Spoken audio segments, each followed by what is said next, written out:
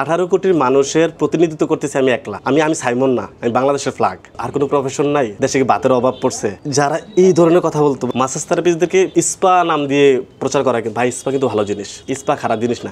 Spa হচ্ছে আপনি beauty সেক্টরের কাজগুলোকে ইস্পা বলা হয়, কিন্তু আমাদের দেশের কিছু সংখ্যক লোক ইস্পা নাম দিয়ে তারা খারাপ কিছু কাজ অ্যাড করছে, তার মানে তারা ইস্পাকে ব্যবহার করছে। তো ইস্পা ভালো জিনিস, কিন্তু ইস্পাকে খারাপ জায়গায় ব্যবহার করার কারণে মানুষের ইস্পার নামটা শুনলেই মনে করে যেটা নেগেটিভ জিনিস। এসএসসি কমপ্লিট করে হচ্ছে আমি প্রথম চা ব্যবসায় জড়িত হই। আমি অনেকদিন চা দোকান করার পর আমার মনে হচ্ছিল যে আমি কোনোভাবে একটা জায়গায় আবদ্ধ হয়ে গেছি। মানে আমি মনে হচ্ছিল যে আমার ভবিষ্যৎ বা আমার যে চিন্তা চেতনা, আমি কোথাও মনে একটা জায়গায় আবদ্ধ হয়ে গেলাম বা আমার কেরিয়ার থেকে ধ্বংস হয়ে গেলাম। তখন আমি সিদ্ধান্ত নিলাম যে না, এই চা ব্যবসা থাকা যাবে না, এখান থেকে বের হইতে হইব। তো আমি চা ব্যবসা থেকে বের হয়ে অন্যান্য অনেক পেশায় জড়িত হইলাম, মার্কেটিং থেকে শুরু করে অনেকগুলো কাজ করতেছিলাম, কিন্তু কোনোভাবে কোনো পেশায় না নিজেকে ওইভাবে প্রতিষ্ঠা করার মতো বা নিজেকে স্থির করার মতো আমি সুযোগটা পাই নাই। 2016 সালে আমি প্রথম একটা সেলুনে জব করি, মানে সব ধরনের পয় পরিষ্কারী কাজগুলো আমি তখন করতাম। তখন আমি সাবেক অর্থমন্ত্রী আব্দুল মোহিত স্যারের সাথে দেখা বা ওই সময় তখন আমি তাদের সাথে করতাম। তো কাজ করার পরে তখন ওই জায়গা থেকে আমি জানলাম যে ফিজিওথেরাপি নামে কোনো একটা সাবজেক্ট আছে, যেহেতু হচ্ছে মাসাজ থেরাপি এবং ফিজিওথেরাপি দুইটা একটা পাশাপাশি ভাই। তখন 2016 সালে আমি সাইকে ভর্তি হই ফিজিওথেরাপি নিয়ে। ডিপ্লোমা শেষ করার সময় আমি মাসাজ থেরাপি ইনশাআল্লাহ আলহামদুলিল্লাহ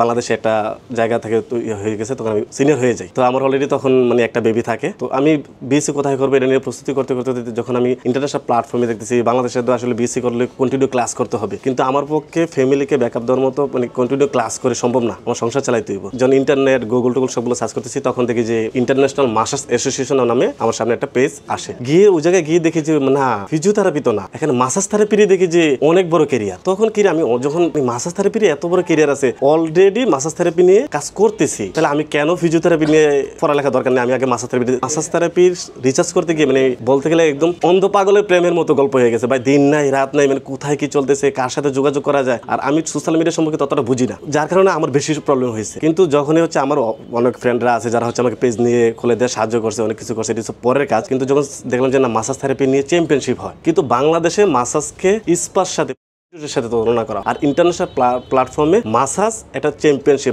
মাসাজ এটা অ্যাথলেটিকের সাথে তুলনা করা হইতেছে, টোটালি ভিন্ন পার্ট। তখন আমি এই পেপারগুলো দেয়াতে তারা আমাকে অ্যাকসেপ্ট করে, হ্যাঁ যে বাংলাদেশ থেকে তুমি মাসাজে অংশগ্রহণ করতে পারো। আমি যখন প্রথম মাসাজের জন্য ভাই আমাকে আমন্ত্রণ করা হয়, এটা থাইল্যান্ডে ছিল, বিশ্বের 27টা দেশ অংশগ্রহণ করে। যখন আমাকে দিলে, আমি তো এর চেয়ে কি আর খুশি খবর হতে পারে, যায় অ্যাটলিস্ট মাসাজ নিয়ে দেশের বাইরে বাংলাদেশকে রিপ্রেজেন্ট করতে যাইতেছি। 2024 সালে 10 মে প্রথম থাইল্যান্ডে আমি মাসাজে অংশগ্রহণ করি বাংলাদেশের হয়ে। আর বাংলাদেশের হয়ে আমি প্রথম, এর আগে মাসাজ থেরাপি নিয়ে এই ধরনের কোনো কাজে কেউ করে নাই। মূল উদাহরণ হচ্ছে আমি যখন বাংলাদেশের ফ্ল্যাগটা নিয়ে যাই, গিয়ে দিতে আমাদের দেশে কোনো ফ্ল্যাগ নেই ওই জায়গায়, তো আমার ফ্ল্যাগটা দেওয়ার পরেও সবাই আমার ফ্ল্যাগ নিয়ে ছবি তুলতেছে, আর এটা নতুন একটা ফ্ল্যাগ। তো ওই জায়গায় তখন আমি অংশগ্রহণ করি স্পোর্টস ক্যাটাগরিতে। মাসাজের কিন্তু কিছু কিছু পার্ট আছে, কেউ অ্যারোমা, সুইডিশ, এশিয়ান মাসাজ, থাই মাসাজ, স্পোর্টস মাসাজ। তো আমি হচ্ছে বাংলাদেশকে স্পোর্টস মাসাজটা নিয়ে আমি হচ্ছে কাজ করি। তো স্পোর্টস মাসাজে তখন হচ্ছে আমি পার্টিসিপেট করি থাইল্যান্ডে ক্রাবিতে। 373 জন পার্টিসিপেন্ট, 27টা কান্ট্রির ভিতরে আমার অবস্থান প্রথমে আলহামদুলিল্লাহ 23 নম্বর অবস্থান চলে আসে। থাইল্যান্ডে যখন হচ্ছে আমাদের একটা খেলা হয় নদীর পারে, এটার ভিতরে আমি এবং রোমানিয়া যৌথভাবে চ্যাম্পিয়ন হই। তো ওই দেশ থেকে তো বাংলাদেশে ফিরে আসলাম। বাংলাদেশে ফিরে এসে আমি আরো বেশি নিজেকে তৈরি করা শুরু করলাম। 25 সালে জানুয়ারি মাসে আমি মালয়েশিয়াতে একটা চ্যাম্পিয়নশিপে অংশগ্রহণ করি। ওখানে আমি হচ্ছে ওয়ার্ল্ডে 4 নম্বর স্থানে অবস্থান করি। বাংলাদেশ থেকে কিছু ফিজিওথেরাপিস্ট, আমি অলরেডি হকির সাথে কাজ করছি, ফুটবলের সাথে কাজ করতেছি বাফুফের সাথে। যখন কুমিল্লা ভিক্টোরিয়ান্সের ক্যাপ্টেন ছিল তামিম ভাই কিন্তু আমার সেমিস্টার ফি তামিম ভাই দেয়। তার মানে হচ্ছে আমি আগে থেকেই তাদের সাথে যোগাযোগ সূত্র তৈরি হয়ে গেছে। আমার সেমিস্টার ফি তো তামিম ভাই থেকে একটা সেমিস্টার আমি পাই, টাকা দিয়ে আমাকে সাহায্য করে, যে তখন আমার খুবই অভাব ছিল এই সময়টা। আমি যখন মালয়েশিয়াতে লাস্ট চ্যাম্পিয়নশিপ খেলে আসি, আমার কিছু মেল যাওয়া শুরু হয় যে আসলে তারা মাসাজ শিখতে চায়। তখন আমি চিন্তা করি যে না, যেহেতু হচ্ছে আমি এই জায়গায় আসছি, আমি একলা শুধু সার্টিফিকেট হলে হবে না, পুরো বাংলাদেশে যারা মাসাজ থেরাপিস্ট আছে তাদেরকে আমি আসলে সার্টিফিকেটের একটা অ্যারেঞ্জ করতে হবে। তখন আমি বাংলাদেশে ফিরে এসে প্ল্যান করতেছিলাম যে না, আমি একটা স্কুল চালু করব, যেখান থেকে খুব অল্প টাকায় একটা বাংলাদেশের ছেলে সে একটা টাকার একটা মানে একটা সার্টিফিকেট নিয়ে যেতে পারে। এই ধরনের একটা প্ল্যান নিয়ে আমি আগাই। ইতিমধ্যে অলরেডি আমরা 3-4 জন কিন্তু রেডি করছি যে আগামী বছর বা 26-27 বাংলাদেশে 27 সালে বাংলাদেশে চ্যাম্পিয়নশিপ হবে, কিন্তু 26 সালে যেন দেশের বাইরে গিয়ে বাংলাদেশকে রিপ্রেজেন্ট করতে পারে।